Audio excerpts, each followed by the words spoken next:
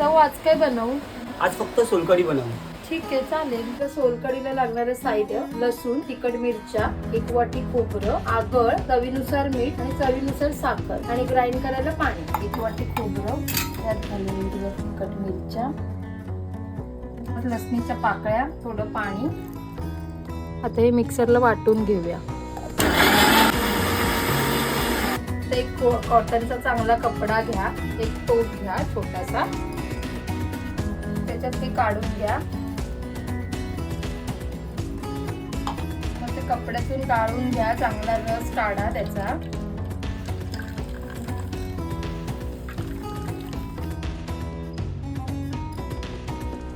आता जे राहिलंय परत खोबरं परत एकदा मिक्सर मध्ये काढून